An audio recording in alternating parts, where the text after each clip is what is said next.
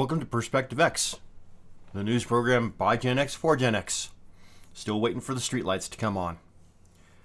So, it's been a couple of days because, honestly, the only thing that's been going on that's really been hitting the news is the Iran war. Well, okay. I mean, we haven't been getting a whole lot of information. They hit these targets, we hit those targets, lots of explosions. You've seen them all. So there wasn't really much for me to report on. Now, however, there is. And we're going to go to Texas. You're saying, Texas?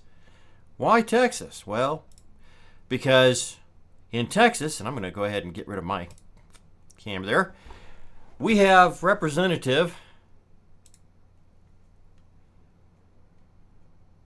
Tony Gonzalez in, I believe, the 23rd District of Texas. He's got some issues. Why don't we listen in on what these issues are? A Republican congressman clings to his Texas seat by a razor-thin margin of just 4 votes. That's the wild reality for Tony Gonzalez after a nail-biting primary. He and challenger Brandon Herrera each grabbed about 42.5% of the vote. No one hit the 50% mark needed to win outright. So state law kicks it to a runoff on May 26th. Early voting starts May 18th through the 22nd. These two have danced this dance before. Last year, Gonzalez edged Herrera by a mere 400 votes in the runoff. Gonzalez jumped on X to thank his supporters and President Trump. Onward to a victorious May, he posted. Herrera hit back hard, basically asking if Gonzalez is really popping champagne over not winning the primary. The tension's boiling over Gonzalez's recent scandals. He's facing heat from alleged explicit text to a staffer. That staffer died by suicide last year after setting herself on fire. Some GOP colleagues have called for him to resign, but Gonzalez is digging in no suspension of his 2026 re-election bid. Herrera's got muscle from the House Freedom Caucus. They can't stand Gonzalez's centrist takes on big Republican fights. Meantime, Texas's Senate and Attorney General primaries are also facing potential runoffs. All right, so, and you may have noticed all of the guns behind Brandon Herrera. Why is this? Well, because he's a YouTuber. He's known as the, let me go ahead and get this down. He is the AK guy on YouTube. He has a channel that he's been going for I don't know how many years, and he's got, what have we got here? 4.19 million subscribers on YouTube. He is running against Tony Gonzalez because Tony Gonzalez was a Republican who signed on to Biden's bill that put a whole bunch of gun control back onto the law books. What was it, Bipartisan Safety Act or whatever it was called. And Brandon said, this is bullshit. Well, I agree. And of course, it wasn't just Tony Gonzalez. It was Cornyn, their senator, also signed on. And as a result, where Brandon Herrera lost the runoff between him and Gonzalez last time by 400 votes, this time he actually won the primary against 3 other people, but he didn't get the 50% required to win it outright. If you look, though, you'll find that there are some who did. So, Texas State Democratic primary. This is Jasmine Crockett, where her race. Well, she lost, and her opponent, also a Democrat, James Tallarico, won the primary with over 50% of the vote. So he's going to end up in the general election in November, running against the Republican. Now, the Republican is not going to be Cornyn. John Cornyn was fired. John Cornyn had 41.9% of the vote. Ken Paxton's got 40.7%. So he wasn't exactly fired, but he certainly was shown that he's not invincible. Kind of like Gonzalez was last election cycle. Here's the thing. If Ken Paxton doesn't win, nothing changes. On the plus side, we're looking at a difference of 30,000 votes. Well, Wesley Hunt got 200, almost 300,000 votes. If those go to Ken Paxton, he will win. No question about it.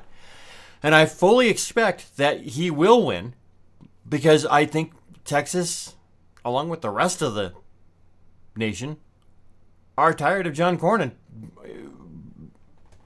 waffling back and forth. They want somebody who's going to represent them and the state of Texas. And John Cornyn is not that guy. Kind of like Mitch McConnell is not that guy for Kentucky.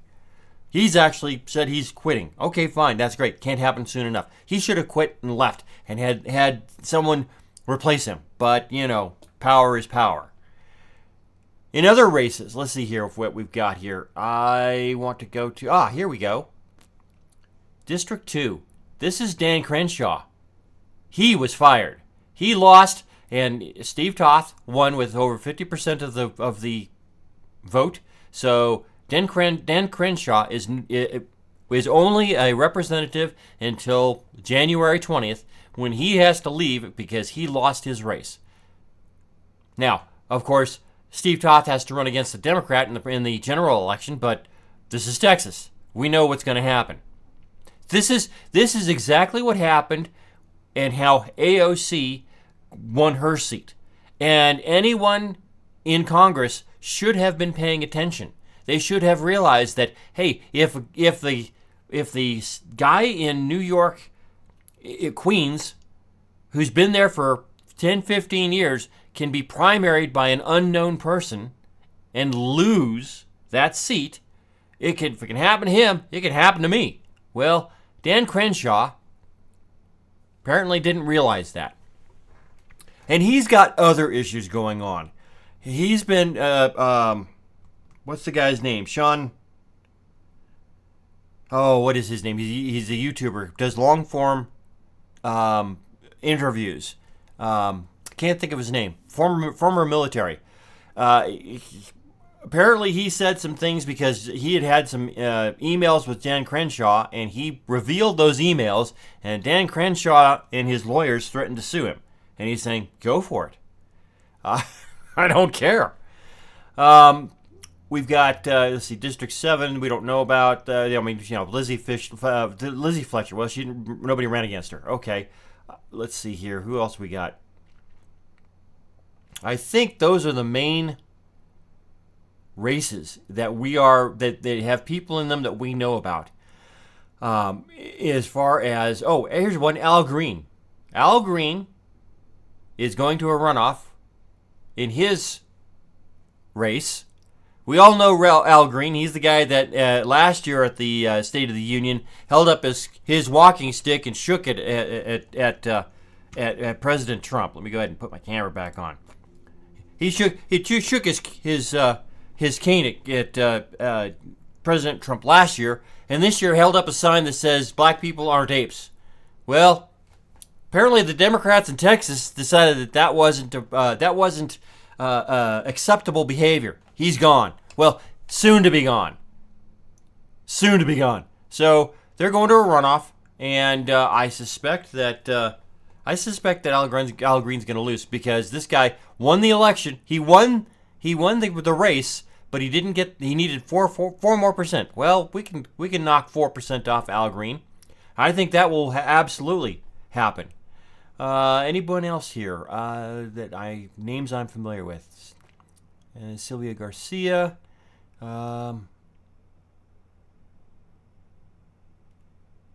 These are all the ones. Melissa McDonough. I want to say I've seen her on Timcast. No, she's a Democrat. Maybe not. I don't know. But we've got all of these. All of these people are going to end up in either in a runoff election in May, or in at least one case. Well, 2 cases. Well, yeah, in 2 cases, Jasmine Crockett isn't going to be a senator, and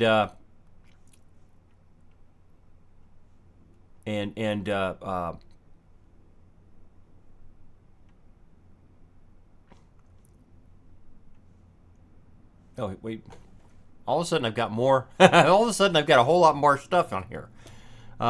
This was the bottom. Okay, Governor, that's a Democrat. We don't care.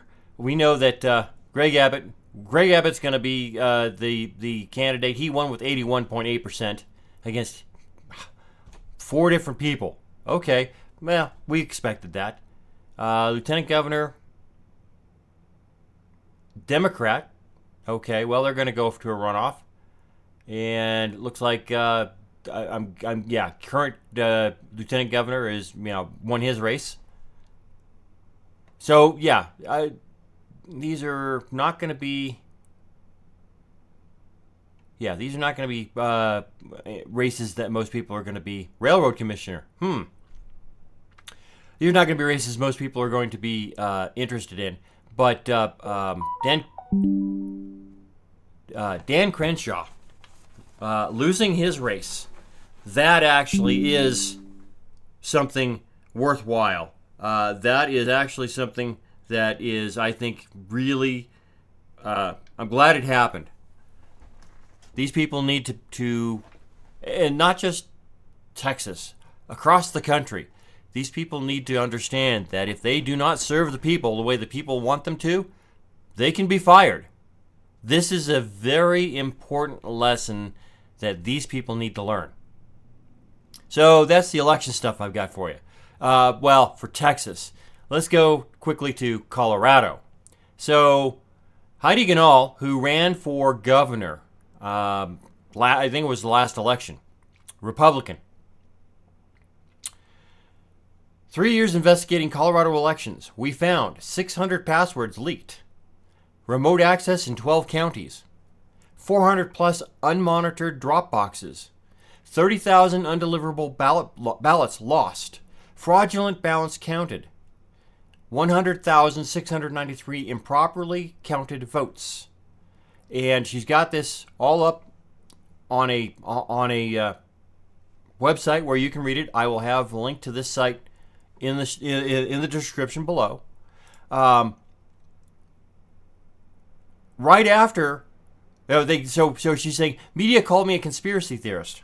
Right after that, our current Secretary of State, Jenna Griswold, leaked 600 passwords proving that she was right. Not only did she leak these passwords were actually on an Excel spreadsheet that was on the internet.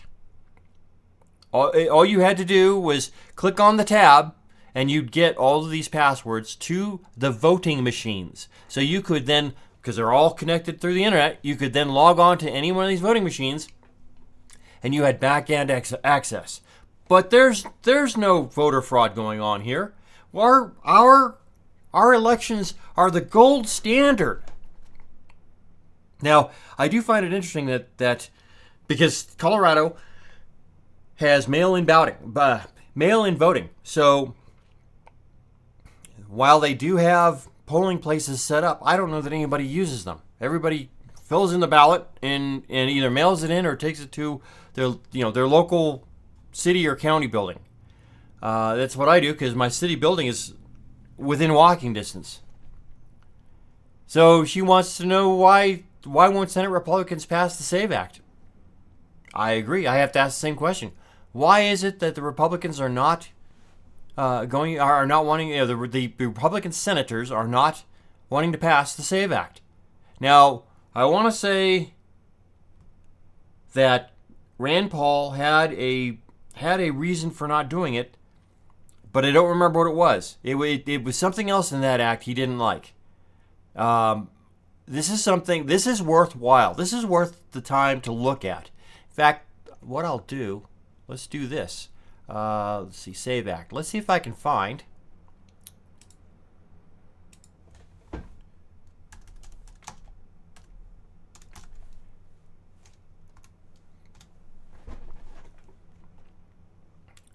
All right, so the SAVE Act. I mean, it's this easy, right? Open it up. Okay, here's the text. Now, one of the things you can do is you can download this as a PDF. Okay, at which point you then go to your favorite AI and you upload the file to the AI and say, can you explain this to me? Tell me what this is about. What's in here? In fact, that might be worthwhile. Hold on. Let me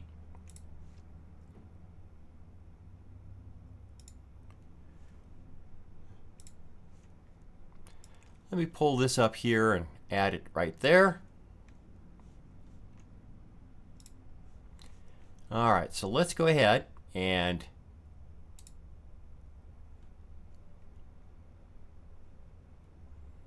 download this real quick. Oh, good, it's not showing. All right, let's see here. Put this here. Actually, yeah, that'll work.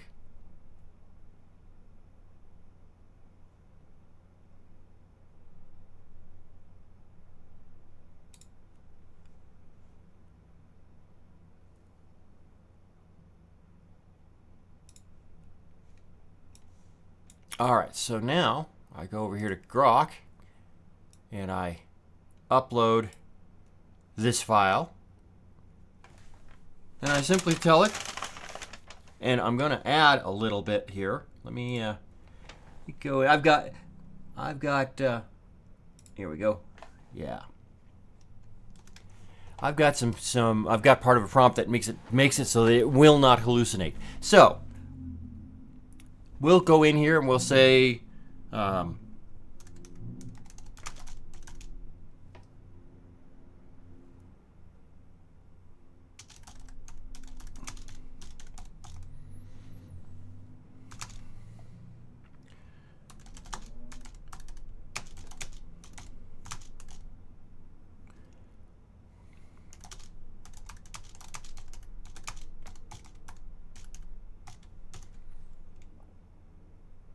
all right, so I'm saying, explain the attached bill. What does it do? What does it make illegal? And then I'm going to add into here a prompt that says, base your answers only on the information you find, nothing else. If information isn't found, say, I don't know. Do not guess. That is the biggest thing you can do with an AI. Do not guess. For each claim, cite the specific location, document name, blah, blah, blah. If you find something related but aren't fully, but that's, and then ask clarifying questions to complete your task correctly. Telling it to ask questions is one of the biggest things you can do with an AI, because it will ask you, if you're not crystal clear about what you want, it will ask you to clarify, and it'll ask you specific questions. So let's see what Grok has to say. And I use Grok specifically because I trust that it is not biased.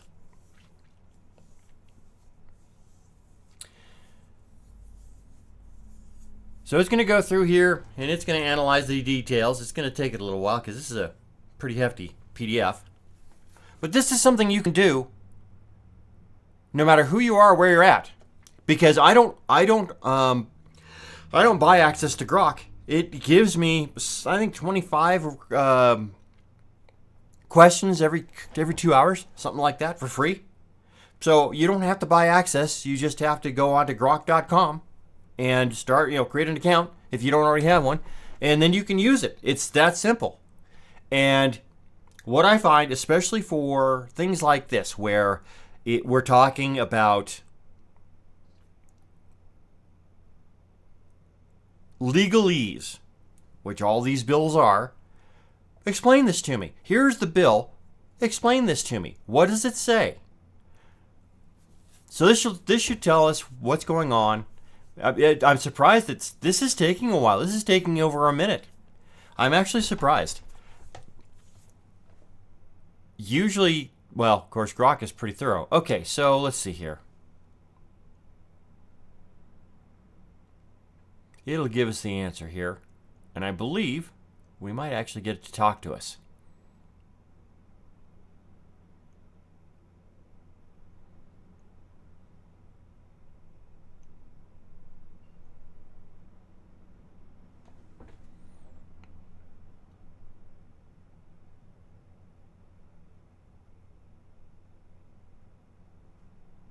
All right, so let's see if we can get it to read it aloud.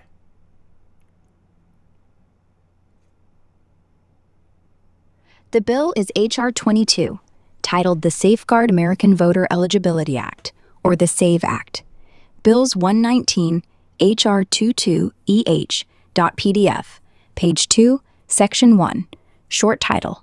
This act may be cited as the Safeguard American Voter Eligibility Act, or the SAVE Act. What does it do? It amends the National Voter Registration Act of 1993 to require that applicants for voter registration in federal elections provide documentary proof of United States citizenship, and it defines what forms of identification or documentation qualify as such proof. H-ILS 119 HR22EH.PDF, page 1, title, to amend the National Voter Registration Act of 1993 to require proof of United States citizenship to register an individual to vote in elections for federal office and for other purposes. Page 2, Section 2, ensuring only citizens are registered to vote in elections for federal office. A. Definition of documentary proof of United States citizenship. Section 3 of the National Voter Registration Act of 1993, 52 U.S.C. 20502, is amended. B. Documentary proof of United States citizenship. As used in this act, the term documentary proof of United States citizenship means, with respect to an applicant for voter registration, any of the following. 1. A form of identification issued consistent with the requirements of the Real ID Act of 2005 that indicates the applicant is a citizen of the United States. That's your driver's 2. license. A valid United States passport. 3. The applicant's official United States military identification card, together with a United States military record of service showing that the applicant's place of birth was in the United States. A valid government-issued photo identification card issued by a federal, state, or tribal government showing that the applicant's place of birth was in the United States. 5. A valid government-issued photo identification card issued by a federal, state, or tribal government other than an identification described in paragraphs 1 through 4, but only if presented together with one or more of the following. A. A certified birth certificate. B. An extract from a United States hospital record of birth. C. A final adoption decree. D. A consular report of birth. All right, so we'll stop that. Let's go ahead and kill that. Let's ask some questions.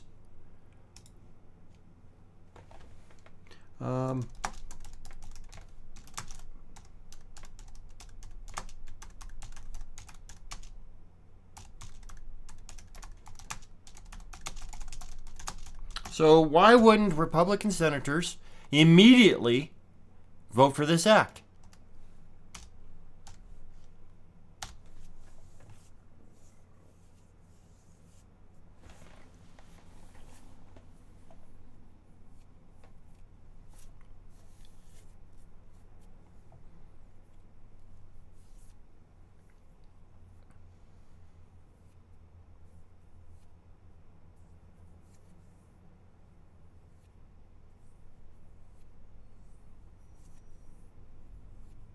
And you'll notice that it's searching X because, well, it's connected directly to X. And most of what it can search the entire internet, but it's going to go to X as its primary source because, let's face it, all these senators are tweeting on X. If the answer's there, it'll be on X.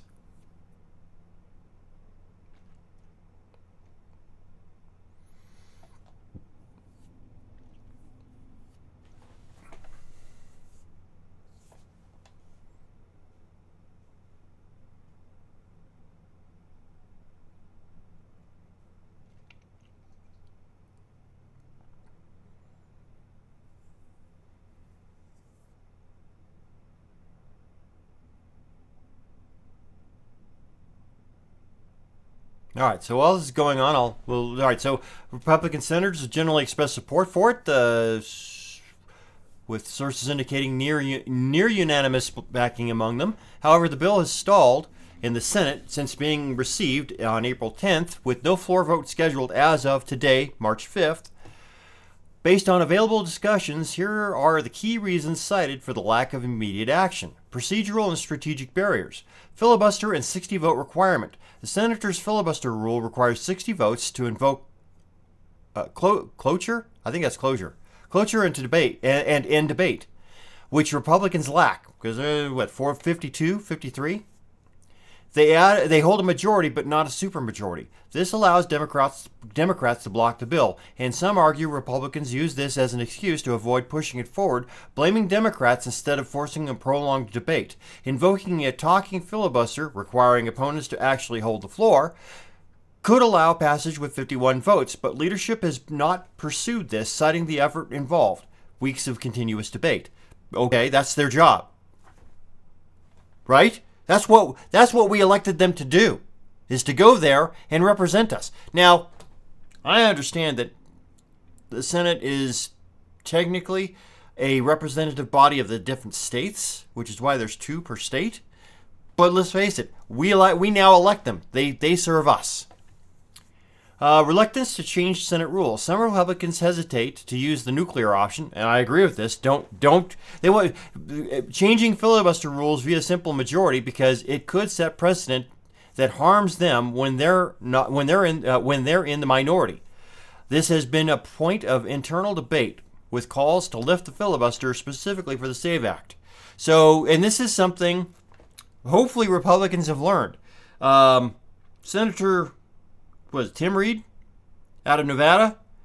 He's the guy who pulled the nuclear option when Obama was president, requiring only a simple majority of the Senate to confirm judicial appointees, judges and justices. And that backfired right in their faces as soon as Trump got in office because he got 3 Supreme Court justices confirmed by a simple majority that the Democrats put in place, and they whined every minute of it.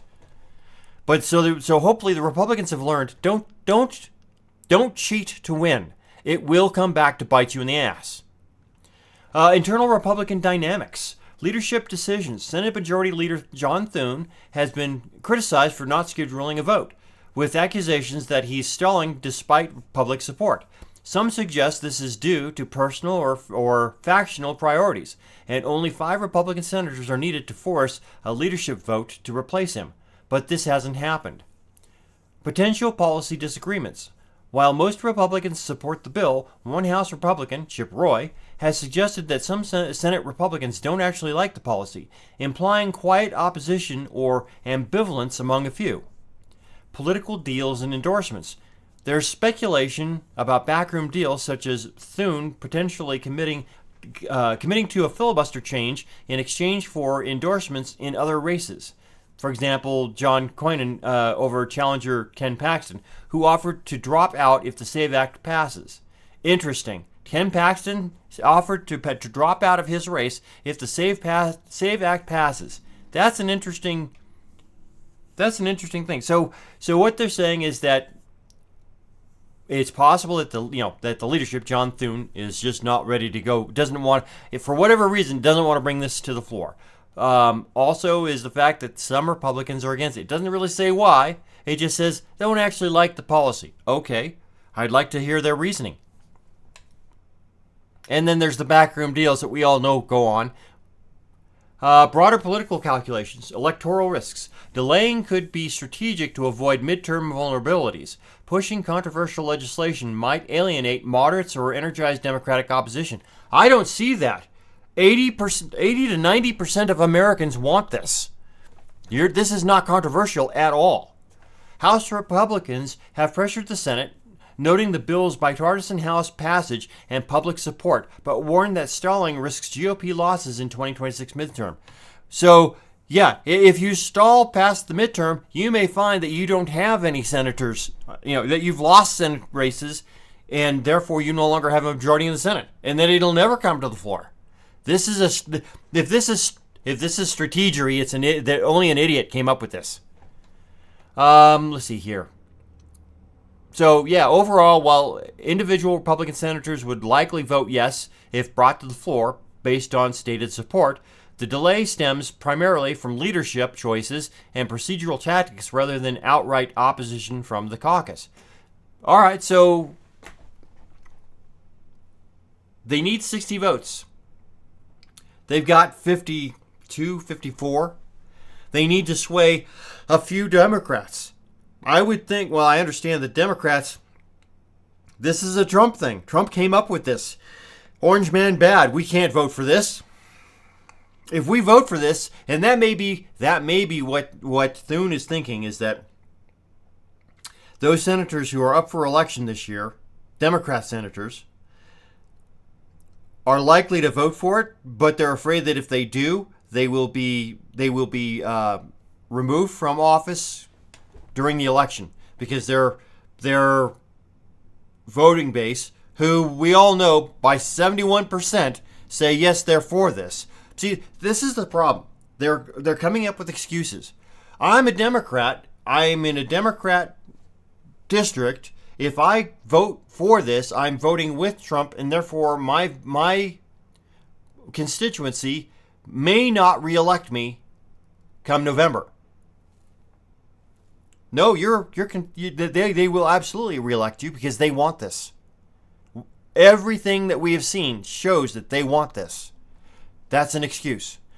But excuses are what run politics in excuses are what run politics in the world today. So yeah, so that's that. That's an interesting thought. I hadn't thought of that before. But yeah, this is something anybody can do. You search for the text of whatever it is you want. If it's a bill, there's always going to be a PDF file. Download the PDF file, upload it to your favorite AI, and have the AI look at it and answer your questions. Simple enough. All right, so let's see here.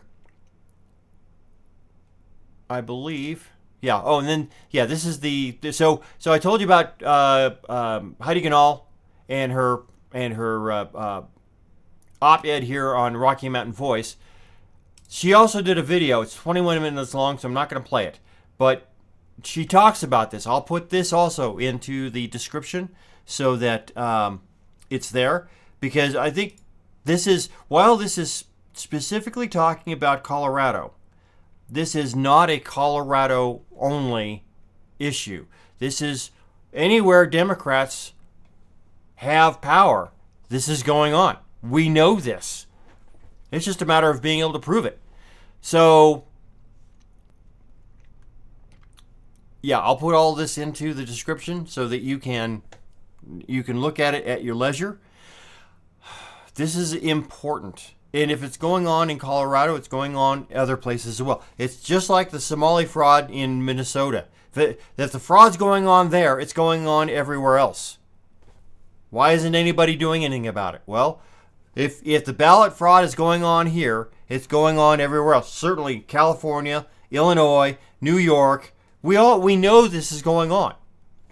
Why isn't anyone doing anything about it? Well, because politicians play politics. And the status quo is something that they know, they understand, and if they change that, something new comes in, and it may not be favorable to them in one way or another. And that's why they don't do anything.